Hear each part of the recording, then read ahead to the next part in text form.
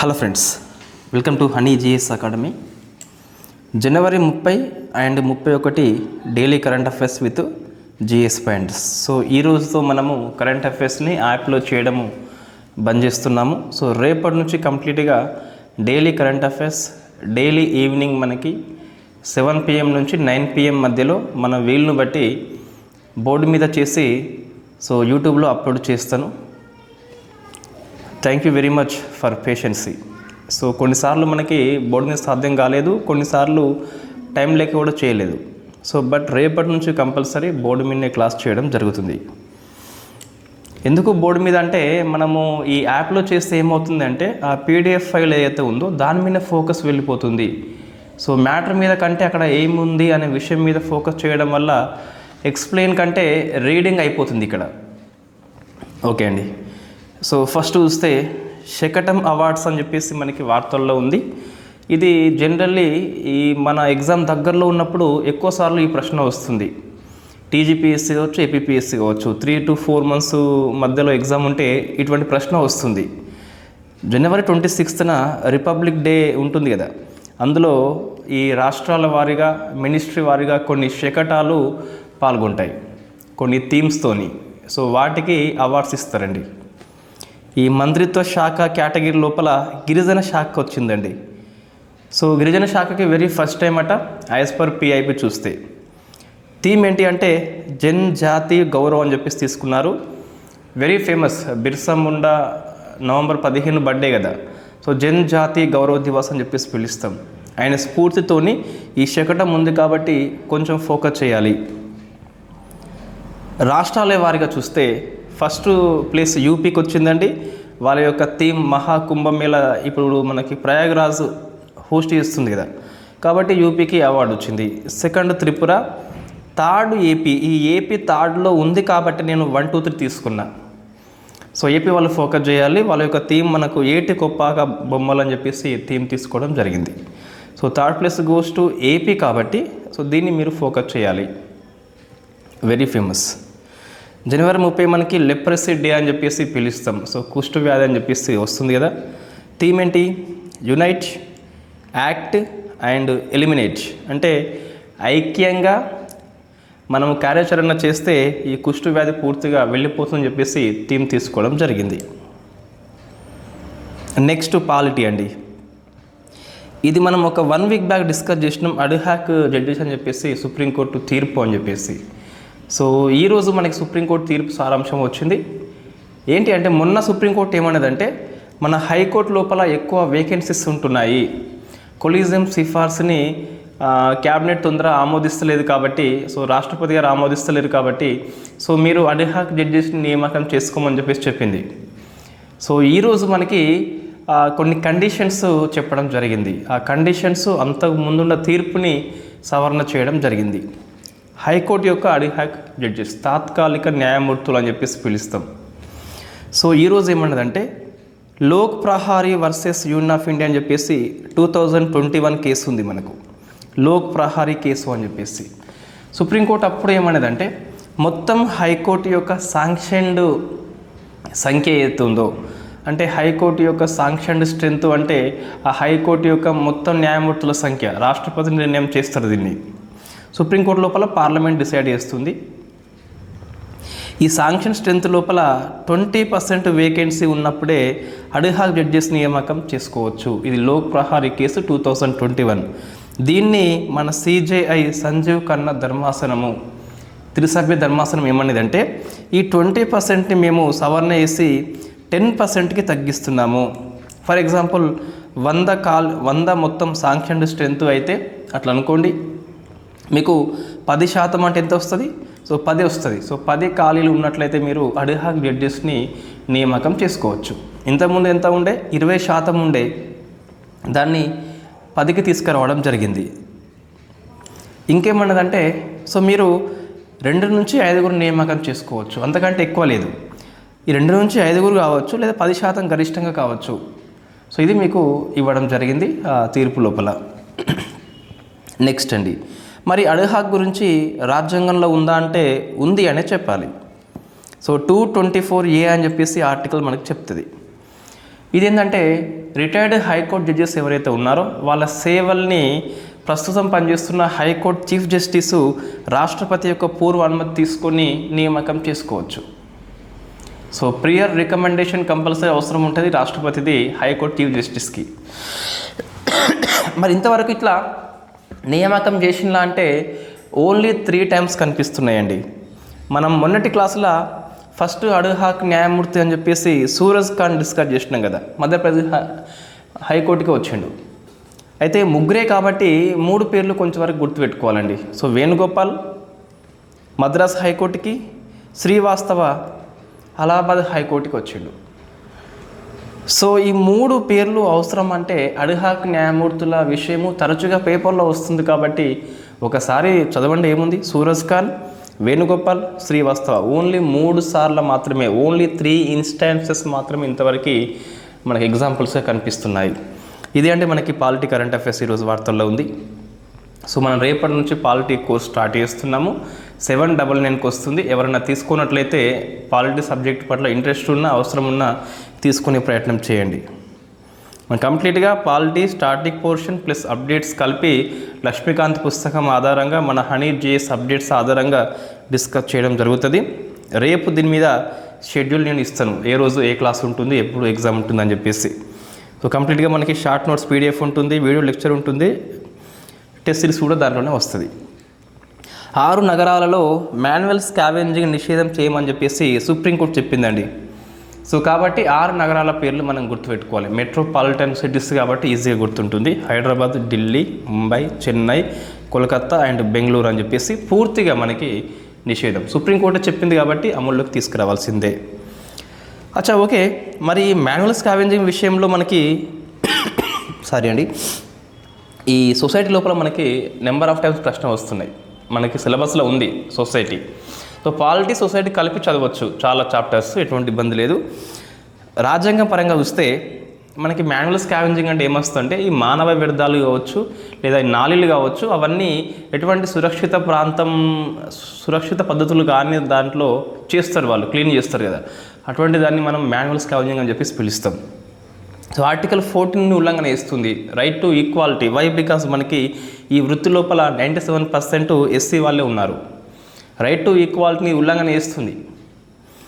Article 17 untouchability కింద SC వాళ్ళనే ఈ పదవి లోపల ఈ విధుల్లో పెట్టడం జరిగింది.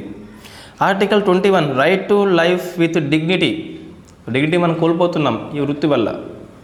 ఒక కులానికి దీన్ని మనము పరిమితం చేయడం జరిగింది కాబట్టి సో డిగ్నిటీ అనే అంశాన్ని ఇది కంప్లీట్గా ఉల్లంఘన చేస్తుంది. ఆర్టికల్ 23 సో ఫోర్స్డ్ లేబర్, వెట్టి చాకరీ చేయిస్తున్న SC వాళ్ళతోని, ఇవన్నీ ఉల్లంఘన చేస్తుంది మాన్యువల్ స్కావెంజింగ్. సుప్రీంకోర్టు తీర్పులు ఏమైనా ఉన్నాయా? ఎస్ ఉన్నాయి. Safai Karmachari Andolan versus Union of India 2014 అండి, వెరీ ఫేమస్ కేసు. ఏమన్నది అంటే 1993 నుండి ఈ మాన్యువల్ స్కావెంజింగ్ వల్ల ఎవరైనా మరణిస్తే 10 లక్షల నష్టపరిహారం ఇవ్వాలని చెప్పింది. ఈ కేసు మనం గుర్తుపెట్టుకోవాలి కంపల్సరీ. మరి చట్టాలు ఉన్నాయంటే బేసిక్గా ఉన్నాయి. ఏంటి అవి? 2013లో ఒకటి, ఇది వెరీ ఫేమస్, మొన్న మనకి APPS కాదు TGPS గ్రూప్ 2లో వచ్చింది. సో 2013లో చట్టం చేసుకున్నాం మనం, కంప్లీట్గా ఈ ఎంప్లాయ్మెంట్ మనం నిషేధం చేస్తున్నామని చెప్పేసి. అంతకుముందు 93లో మరొక చట్టం కనిపిస్తుంది. పథకాలు ఉన్నాయా? ఎస్ ఉన్నాయి.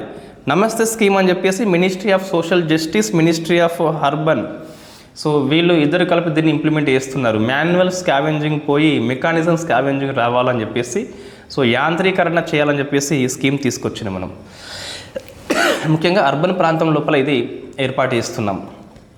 సో ఫస్ట్ రోబోటిక్ టెక్నాలజీ బందికూట అని చెప్పేసి కేరళ తీసుకొచ్చింది. ఈ మాన్యువల్ స్కావెంజింగ్ ప్లేస్లో రోబోని వాడుతున్న ఏకైక రాష్ట్రం మనము కేరళ అని చెప్పేసి పిలుస్తాం. ఇంకోటి హోమోసెప్ అని చెప్పేసి మనకి IIT మద్రాస్ కూడా, సో హోమోసెప్ అనే రోబోని కూడా IIT మద్రాస్ కూడా తయారు చేసింది. ఇది మన కరెంట్ అఫైర్స్ లోపల ఇంతకుముందు రావడం జరిగింది. సో ఇవి మనకి పాలిటీ ఆర్టికల్ అండి. సో ఎకనామీ ఇక్కడ ఈ పేజీలో ఒకటే ఆర్టికల్ వచ్చిందండి. సో మంత్లీ మ్యాగజైన్లో మనకి ఈ పేజ్ కూడా వస్తుంది, అన్ఫార్చునేట్లీ ఒకటే పేజీలో వస్తుంది అంతే. సో బిమ్ కాయిన్ మనకి వార్తల్లో ఉంది. ఇది ఒక డిజిటల్ కరెన్సీ అండి. So Birla institute of management technology అని చెప్పేసి తీసుకొచ్చింది. సో బ్లాక్ చైన్ టెక్నాలజీ ఆధారంగా పనిచేస్తుంది. సో ఇది ఐఐటి మద్రాస్ హెల్ప్ చేయడం జరిగింది. మన ఆర్బీఐ వచ్చేసి సెంట్రల్ బ్యాంక్ డిజిటల్ కరెన్సీ అని చెప్పేసి ఈ రూపీ తీసుకొచ్చింది కదా, అట్లనే ఈ బిర్లా ఇన్స్టిట్యూషన్ అని చెప్పేసి ఒక ప్రైవేట్ సంస్థ బిమ్ కాయిన్ అని చెప్పేసి తీసుకొచ్చింది. మేబీ ప్రైవేట్ సంస్థ ఫస్ట్ టైం కావచ్చు ఇండియా లోపల ఒక వర్చువల్ కరెన్సీని తీసుకురావడం, కాబట్టి ఒకసారి ఈ బిమ్ కాయిన్ అని చెప్పేసి బిర్లా అని చెప్పేసి ఫోకస్ చేయండి. నెక్స్ట్ మరొకటి ఎకనామీ ఆర్టికల్ వార్తల్లో ఉన్నదండి. ఏది అది అంటే ఇది. మరి పైన ఎందుకు చెప్పట్లే అంటే పైన అన్ని ఓల్డ్ ఆర్టికల్స్, బట్ మనకు అదే పేజీలు ఉండటం వల్ల మళ్ళీ ఒకసారి మీకు కనిపిస్తున్నాయి. ఏంటి house hold consumption expenditure survey అని చెప్పేసి గృహ వినియోగ వ్యయ నివేదిక అని చెప్పేసి పిలుస్తాం. సో ఇది మన డిసెంబర్ మంత్లోనే వచ్చింది. సో అప్పుడు వాళ్ళు ఫుల్ రిపోర్ట్ ఇవ్వలేదు, ఇప్పుడు ఫుల్ రిపోర్ట్ ఇచ్చారు కాబట్టి జనవరి 30న మనకి పిఐబి న్యూస్లో వచ్చింది. నేను ఆర్టికల్ని గ్రూప్లో షేర్ చేసిన ఆల్రెడీ, ఒకసారి చూసుకోండి. అవే పాయింట్స్ డిసెంబర్లో వచ్చిన పాయింట్సే జనవరిలో వచ్చినాయి, బట్ ఈ రెండు మాత్రం మనకు అదనంగా వచ్చినాయండి. టేబుల్ 3 లోపల సామాజిక వర్గం వారిగా ఇచ్చారు. ఇది నేను క్లాస్ చెప్పినప్పుడే చెప్పిన ఈ సామాజిక వర్గం మిస్ అని చెప్పేసి. రూరల్లో మనకి ఎక్కువ వ్యయం చేసేవాళ్ళు అదర్స్ కేటగిరీ, కొంచెం తక్కువ వ్యయము ఓబీసీ, ఇంకొంచెం తక్కువ ఎస్సీ, ఇంకా తక్కువ ఎస్టీ. అర్బన్ లోపల సేమ్ ఉంది కానీ ఈ ఎస్టీ ఇటు వచ్చింది, సో ఆ ఎస్సీ అటు పోవడం జరిగింది. టేబుల్ 5 మనకి గిన్నె గుణకం అని చెప్పేసి ఉన్నది కదా. సో ఏపీ వాళ్ళకి చూస్తే రూరల్లో 0.196 ఉంది, అర్బన్లో 0.240 ఉంది. ఇది గుర్తుపెట్టుకోవాలి కంపల్సరీ. తెలంగాణ చూస్తే రూరల్లో 0.164, అర్బన్ లోపల 0.256 అని చెప్పేసి ఉంది.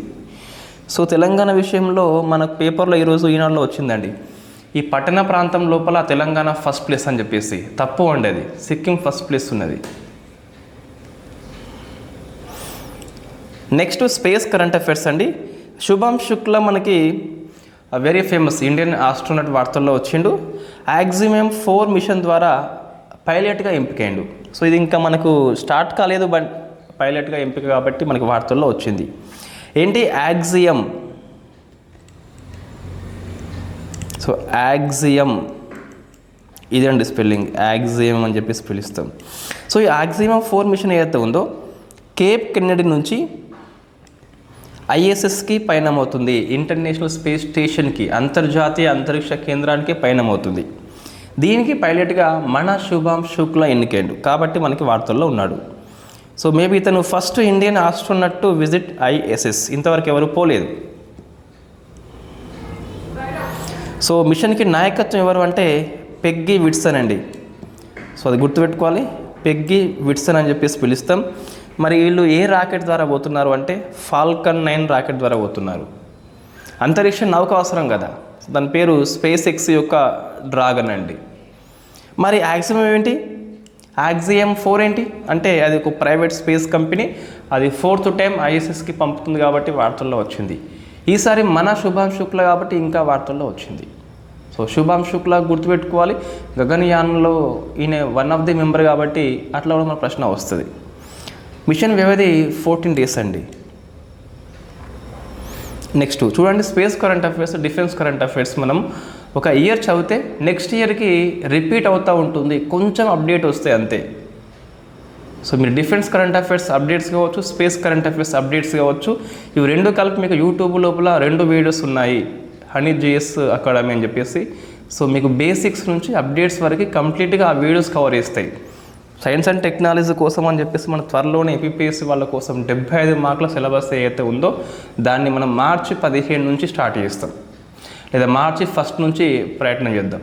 సో కంప్లీట్గా 75 మార్కులు 3 monthsలో సిలబస్ అయిపోతుంది. గ్రూప్ 2కి బాగా పనికి వస్తుంది. నెక్స్ట్ గ్రూప్ 2కి Sunita Williams and Wilmore Butch అని చెప్పేసి మనకి ఇద్దరు కూడా తొలిసారిగా ఉమ్మడి స్పేస్ వాక్ చేసిండ్రు. జనరల్లీ స్పేస్ వాక్ అంటే సింగిల్గా చేస్తారు, వీళ్ళిద్దరు ఉమ్మడిగా కాబట్టి మనకి వార్తల్లో వచ్చారు. సో వీళ్ళ గురించి మనం ఇంతకుముందు డిస్కస్ చేసినాం ఇంతకుముందే.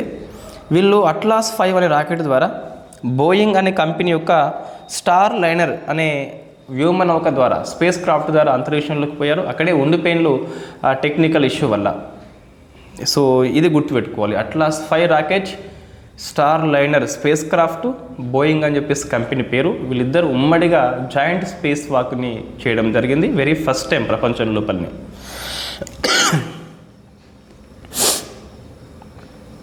నెక్స్ట్ అండి, సో ఇది మనం న్యూక్లియర్ టెక్నాలజీ విషయంలో డిస్కస్ చేసినాం, ఈస్ట్ అని చెప్పేసి. సో మీకు ఇది ఏపీపీఎస్సీ వాళ్ళకు న్యూక్లియర్ టెక్నాలజీ అని చెప్పేసి యూట్యూబ్ లోపల మన హనీజేస్ అకాడమీ వాళ్ళ క్లాస్ ఉన్నది. అది మీకు అప్డేట్స్తో పాటు బేసిక్స్ మొత్తం కవర్ చేస్తుంది. సో మీకు ఈజీగా అర్థమవుతుంది. సో ఈస్ట్ అంటే ఏంటి? ఎక్స్పెరిమెంటల్ అడ్వాన్స్డ్ సూపర్ కండక్టింగ్ టోకమాక్ అని చెప్పేసి పిలుస్తాం. టోకమాక్ అంటే ఏం లేదు, న్యూక్లియర్ ఫ్యూజన్ కేంద్రక సమ్మేళనం ద్వారా సూర్యుని లోపల శక్తి వస్తుంది. అది మనం కృత్రిమంగా తయారు చేస్తాం ఇక్కడ, దాని టోకమాక్ అని చెప్పేసి పిలుస్తాం. న్యూక్లియర్ ఫ్యూజన్ని ఉపయోగించి టోకమాక్ని తయారు చేస్తాం. So famous known as artificial sun, అంటే ఈస్ట్ని మనము ఆర్టిఫిషియల్ సన్గా పిలుస్తాం, చైనా వాళ్ళది. ఇది ఏం రికార్డ్ చేసింది అంటే 1000 సెకండ్స్ పాటు, ఎగ్జాక్ట్ ఫిగర్ చెప్పాలంటే 1066 అండి. సో ఇది మండి టెంపరేచర్ని 100 మిలియన్ డిగ్రీ సెల్సియస్ అని చెప్పేసి ఉత్పత్తి చేసింది. ఇది వరల్డ్ రికార్డు కాబట్టి ఈ ఈస్ట్ అనే టోకమాక్ వార్తల్లో ఉంది. టోకమాక్ అంటే ఏం లేదు, ఈ న్యూక్లియర్ ఫ్యూజన్ని ఉపయోగించుకొని ఆర్టిఫిషియల్గా మనం సన్ని క్రియేట్ చేస్తాం.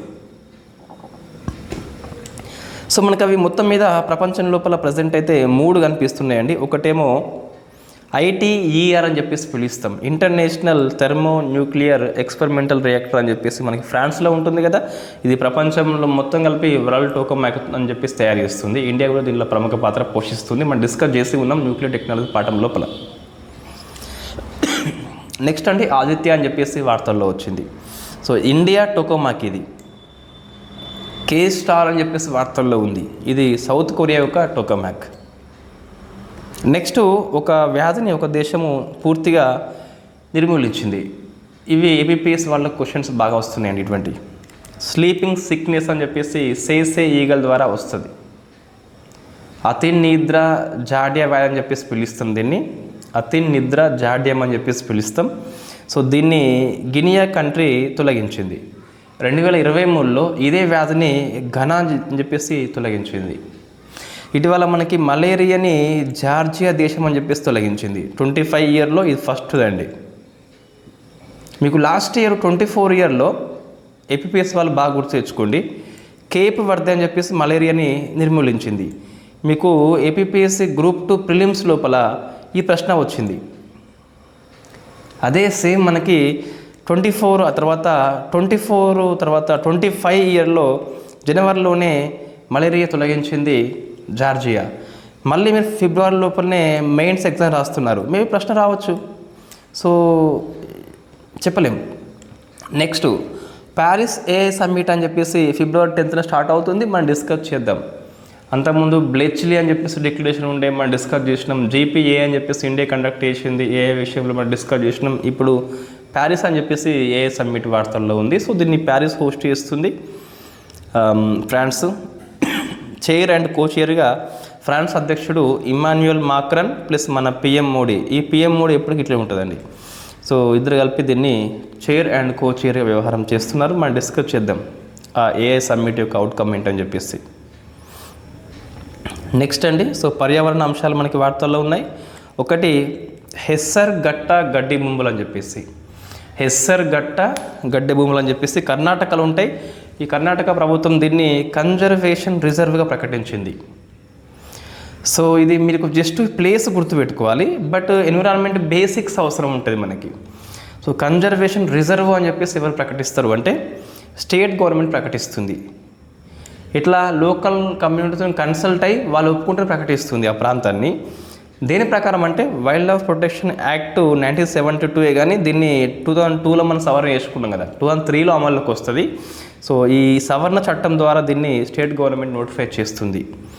సో ఇట్లా ప్రకటిస్తే ఈ భూమి వచ్చేసి స్టేట్ గవర్నమెంట్ ఆధీనంలో ఉంటుంది. మీరు ఎన్విరాన్మెంట్ అప్డేట్స్ అని చెప్పేసి మన నోట్స్ ఉందిగా, అందులో 48 పేజ్ తీయండి, 43 పేజ్ కావచ్చు.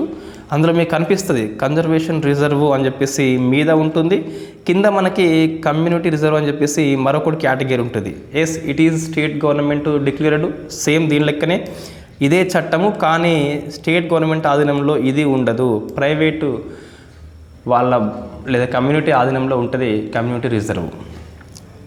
సో పేరుతో మనకి ఈజీగా గుర్తుంటుంది. ఇవి రెండు వేరు, కన్జర్వేషన్ రిజర్వ్ వేరు, కమ్యూనిటీ రిజర్వ్ వేరు.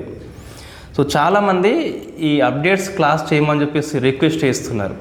సో మనకి ఒకటి గుర్తుపెట్టుకోండి, మనం అక్టోబర్ దాకా క్లాస్ చేసి ఉన్నాము, జస్ట్ నవంబర్ డిసెంబర్ చేయలేదు. బట్ డైలీ కరెంట్ అఫైర్స్లో మనం చేసినాం కదా. జస్ట్ ఏముందండి, ఆ మ్యాగజైన్ లోపల అప్డేట్స్ అని చెప్పేసి మన చాప్టర్ వైజ్గా ఉన్నాయి, అవి చూసుకొని ఒకసారి చదివితే సరిపోతే ఈజీగా గుర్తుంటుంది. అట్లా కాకుండా మన యాప్ లోపల డిసెంబర్ దాకా మీకు అప్డేట్స్ ఇవ్వడం జరిగింది, ఒకసారి చూసుకోండి, పనికి వస్తుంది. సో మీరు అప్డేట్స్ మీద ఫోకస్ చేసి బేసిక్ కోర్ సిలబస్ని మర్చిపోతే ఎక్కువ స్కోర్ చేయలేరు. మొత్తం 75 మార్కుల్లో 60 మార్కులు వరకు కోర్ సిలబస్ మీదే వస్తుంది. ఒక 15 మార్కులు ఏమో కరెంట్ అఫైర్స్ మీద వస్తుంది కావచ్చు, కానీ మీరు ఫస్ట్ అయితే కోర్ సిలబస్ని బాగా పూర్తి చేసుకొని ఉండాలి, రివిజన్ చేసుకొని ఉండాలి. ఒక అంశం అప్డేట్లో ఉన్నప్పుడు దాన్ని కోర్ ఏరియా మీద కూడా ప్రశ్న అడిగితే అడగవచ్చు. సో నెక్స్ట్ అండి, సో ఇవన్నీ మనం డిస్కస్ చేసినాం, గ్లోబల్ ప్లాస్టిక్ యాక్షన్ ప్లాన్ అని చెప్పేసి. సో ఇది ఈరోజు వార్తల్లో వచ్చింది.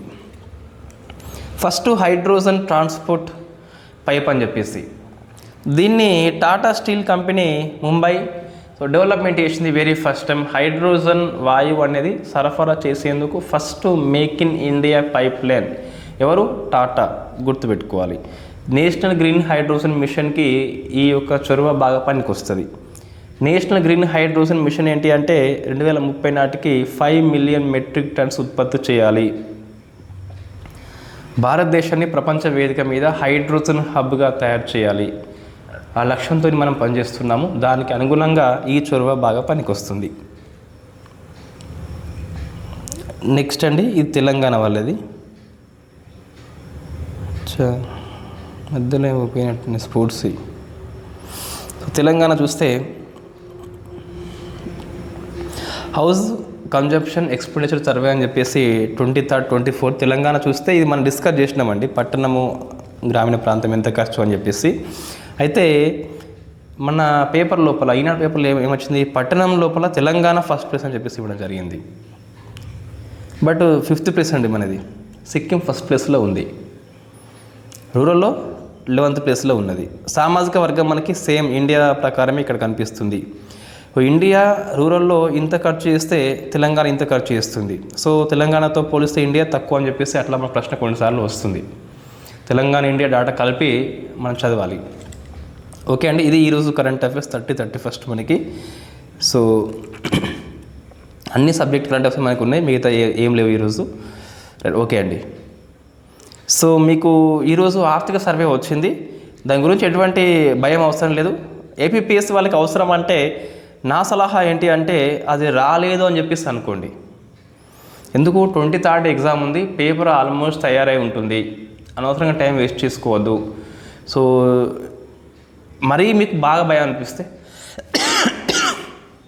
సారీ అండి, ఓన్లీ హైలైట్స్ చూసుకోండి. రేపు పేపర్లో వస్తుంది కదా, ఆ పేపర్లో వచ్చేటువంటి ఒక్కసారి హైలైట్స్ ఓన్లీ. ఎట్లా హైలైట్స్ అంటే మన సర్వే ఈ మన జీడిపి గురించి ఎంతో కొద్దిగా చెప్తుంది, 6.57 అని చెప్పేసి. ఇంకా చూడలేదు, అట్లా ఎంతో చెప్తుంది మొత్తం మీద, అది ఒకటి చూసుకోండి. వ్యవసాయ రంగం వాటా, పారిశ్రామిక సేవా రంగాల వాటా ఎంత, వాటి గ్రోత్ ఎంత అని చెప్పేసి చూసుకోండి. ఎఫ్డిఐలు ఏ దేశం నుంచి, ఏ రాష్ట్రం నుంచి, సో ఏ జిల్లా నుంచి ఎక్కువ అని చెప్పేసి చూసుకోండి ఒకసారి. తర్వాత ఈ క్లైమేట్ చేంజ్ విషయంలో మన యొక్క ఇనిషియేటివ్ అని చెప్పేసి ఒక చాప్టర్లో వస్తాయి మొత్తం మీద. ఈ ఇయర్లో మన పర్యావరణ శాఖ యొక్క కార్యక్రమాలు అని చెప్పేసి ఒక దగ్గర వస్తాయి, అది ఒకసారి చూసుకోండి. ఏబిపిఎస్ వాళ్ళకి ద్రవ్యోల్బణం పాఠం ఉంది కాబట్టి ఇన్ఫ్లేషన్ అని చెప్పేసి మనకు ఒకటి చాప్టరే ఉంటుంది ఈ సర్వే లోపల ఎవ్రీ ఇయర్లో. సో మన చాప్టర్ల పేర్లు అవే ఉంటాయండి ఎవ్రీ ఇయర్, పెద్దగా ఏం మారవు. సర్వే ఒకసారి మనం పూర్తిగా క్లాస్ చేస్తున్నాం కదా, ఇప్పుడు చాలా ఈజీగా అయిపోతుంది. ఆల్మోస్ట్ చాప్టర్ల పేర్లు అదే ఉంటుంది, కంటెంట్ అదే ఉంటుంది, నెంబర్స్ మాత్రం మారుతాయి అంతే. ఓన్లీ హైలైట్స్ చూసుకోండి. నాకు టైం ఉంటే నేను హైలైట్స్ ఒకసారి చెప్తాను. ఈ ఎకనామిక్ కోర్స్ తీసుకున్న వాళ్ళు మాత్రము అప్డేట్స్ కోసము భయపడొద్దు. సో సర్వేలో ఉన్న ప్రతి అంశం మనకి చాప్టర్ వారీగానే మీకు తెలియకుండానే వస్తుంది. సో చాప్టర్ల వారీగానే వస్తుంది. మన సిలబస్ మొత్తం అయినాక ఒకసారి సర్వే మీద ఒక 5 days స్పెషల్ క్లాసెస్ పెడదాం. సో అప్పటికల్లా మీకు సర్వే లోపల ఏ అంశం కొత్తగా అనిపించదు. వై? బికాజ్ మనం అప్పటికే సిలబస్లో ఉన్న చాప్టర్ల వారీగా కవర్ చేసి ఉంటాం.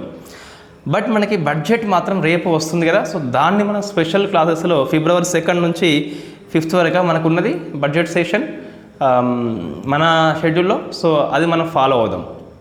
3rd నుంచి 8th వరకు ఉంటాం మొత్తం మీద. సో దాన్ని మనం 5 డేస్లో బడ్జెట్ యొక్క మొత్తం పూర్తి చేద్దాం. మీ ఏబిపిఎస్ వాళ్ళకి మళ్ళా సలహా, మీకు దాదాపుగా అవసరం లేదండి. మరీ భయం అనిపిస్తే ఒకసారి హైలైట్స్ చూసుకోండి. ఆ బడ్జెట్ యొక్క థీమ్స్ ఏంటి, ఆ బడ్జెట్ దేని మీద ఫోకస్ చేస్తుంది, ఆ ఫిజికల్ డిస్ట్రిబ్యూట్ ఏంటి, అలాంటి హైలైట్స్ 1 or 2 పేజీకి మించకుండా నోట్స్ రాసుకోండి పేపర్ల ఆధారంగా, సరిపోద్ది అంతే. ఓకే అండి, థ్యాంక్ యూ వెరీ మచ్.